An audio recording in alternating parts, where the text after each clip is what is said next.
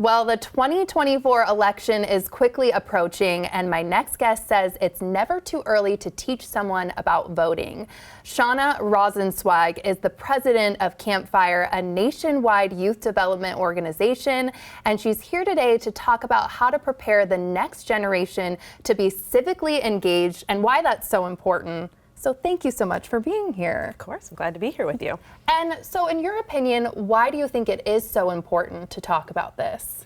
So young people, not only are they our future leaders, but they're also our future voters. And I think on top of that, at Campfire, one thing we really believe is that young people we're not just preparing young people to lead tomorrow, they actually are capable of leading today. And so even if young people aren't old enough to vote, there's still many ways that they can be leading in the election process. That's so inspiring for young people. And is there a particular age that you feel like you can start having some of these conversations with them on? Yeah, so I think it's never too early to start having these conversations. Interesting. Yeah, Okay. There's lots of different age appropriate ways for your younger elementary students. It may be opportunities to go with a caregiver or a family member to the polls, or in Washington State where you're voting at home, right, with ballots, to fill out that ballot together. There's also tons of books that young people can be engaging with content, as well as engaging in mock elections. So that's for the little ones. And as you get older, right, young people are becoming more and more aware of the issues that are important to them. So plenty of ways that they can be taking action as well. So let's talk about some of those tips then. Your first one, you already kind of touched on this, but start the conversation. What do you mean by that?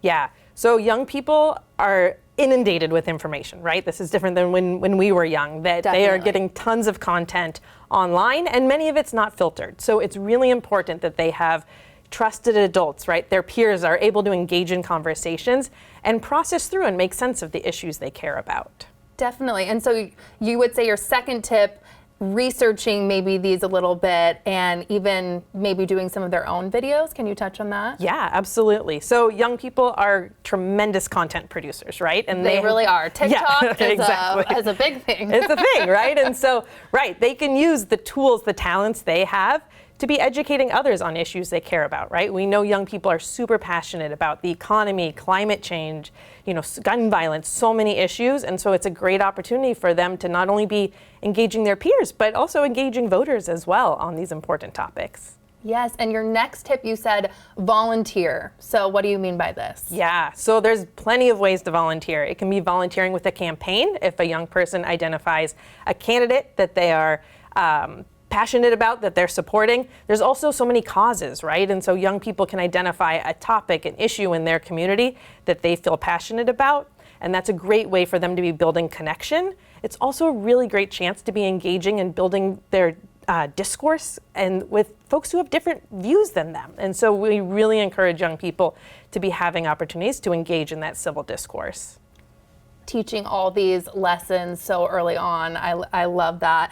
And you said to also they might not actually be able to vote, but still be in the process on election day. So you touched on this a little bit, but what are some tips and ideas you have with that? Yeah, so definitely, as an adult or someone who is over 18 and is voting, if there's a young person in your life, bring them with you, right? Bring them with you to the poll, bring them with you, as you're filling out your ballot. There's also in Washington State, we have a Future Voters program where if a young person is 16 and older, they can pre-register to vote so that by the time they're 18, they are automatically registered. And I learned this the other day, if they're 17 but will be 18 by the time the general election is happening, they can actually vote in the primaries. So at 17. So again, really important for young people to be aware of all of the ways that they can be really engaging in the voting process. This is so great for people to research and be aware and potentially be able to vote if they're 17, like you said.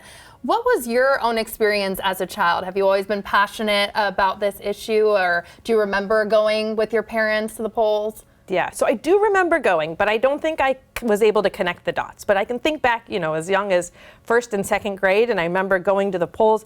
I also remember learning about issues that were happening, right? And so I remember I had a classmate who had a parent that was serving in the Gulf War, and then, I remember, I think my mom had a business trip to Washington, D.C. and came back with some inauguration material. And again, it was an opportunity, or I think back, where that would have been a great chance to engage in dialogue of connecting these issues, right, that felt very close to home and also yet felt so far away. So being able to make that local to national connection is crucial and so important for young people.